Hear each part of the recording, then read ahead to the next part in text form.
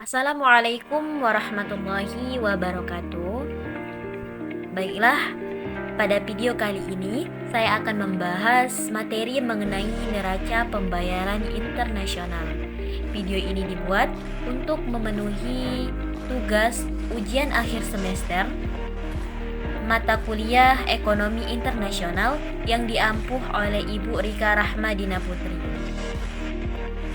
Berikut poin-poin yang akan kita bahas. Yang pertama, yaitu pengertian neraca pembayaran internasional. Yang kedua, manfaat neraca pembayaran internasional. Yang ketiga, faktor yang mempengaruhi neraca pembayaran internasional. Dan terakhir, komponen neraca pembayaran internasional. Ada pepatah yang mengatakan tak kenal maka tak sayang. Maka dari itu, ada baiknya kita berkenalan terlebih dahulu. Perkenalkan, nama aku Ayasa Hanik Maiklikis.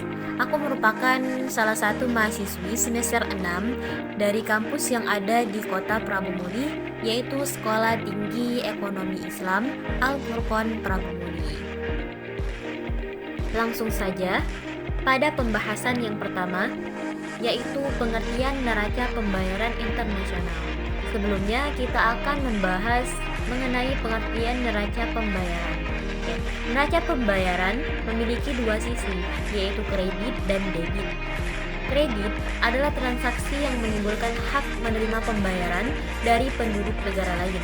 Sementara sisi debit adalah transaksi yang menimbulkan kewajiban membayar kepada penduduk negara lain.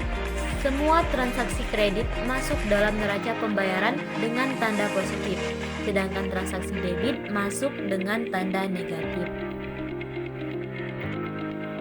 Adapun neraca pembayaran internasional suatu negara yang biasanya juga disebut neraca pembayaran luar negeri, balance of payment, balance of international payment, atau International Balance of Payment, biasa didefinisikan sebagai suatu ikhtisar yang tersusun secara sistematika yang memuat semua transaksi-transaksi ekonomi luar negeri yang diadakan oleh penduduk negara bersangkutan untuk jangka waktu tertentu.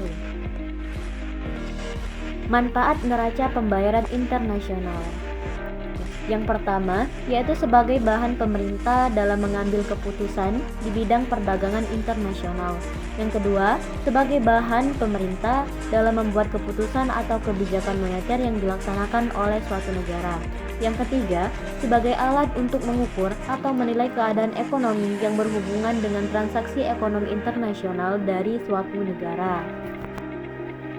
Yang keempat, sebagai data-data keuangan internasional. Yang kelima, sebagai alat pendataan transaksi ekonomi supaya pemerintah suatu negara ketika melakukan kegiatan ekspor dan impor itu tidak mengalami kerugian dan bisa melakukan penyelesaian pembayaran tepat waktu. Yang keenam, sebagai alat untuk mencatat anggaran yang akan dikeluarkan dalam transaksi internasional itu sendiri.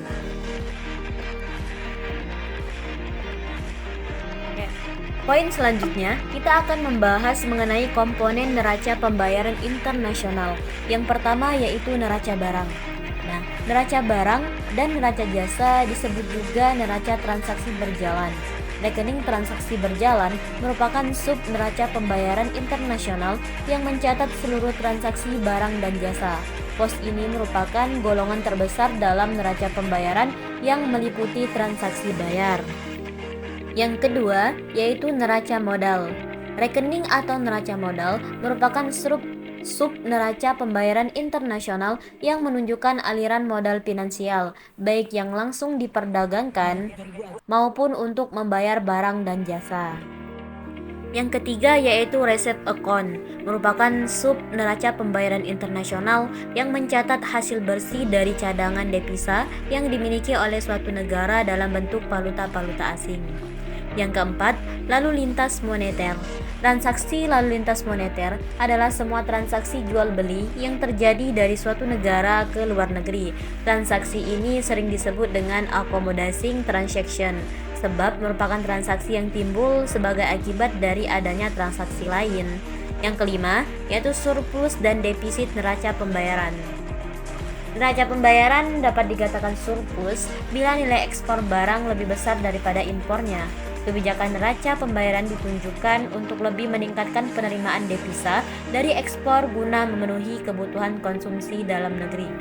Nah, kebijakan itu ditujukan pula untuk menghemat devisa melalui substitusi impor dan memanfaatkan sumber-sumber dana dari luar negeri, baik berupa pinjaman maupun penanaman modal asing, serta menunjang perluasan kesempatan kerja dan pemerataan pembangunan.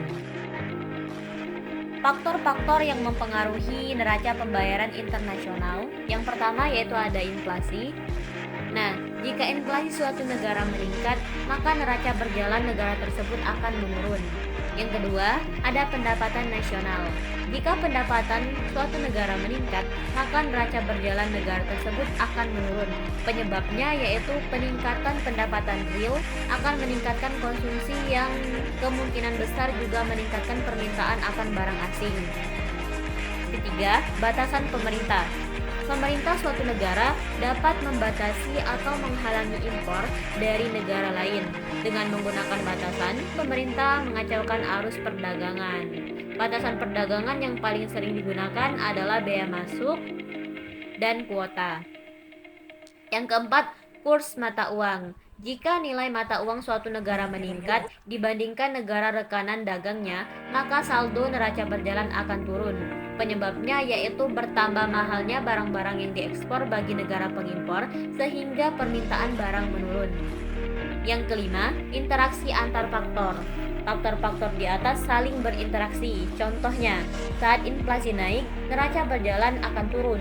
Namun naiknya inflasi juga melemahkan nilai mata uang yang berakibat neraca berjalan naik. Karena itu, dampak inflasi bisa dihilangkan sebagian.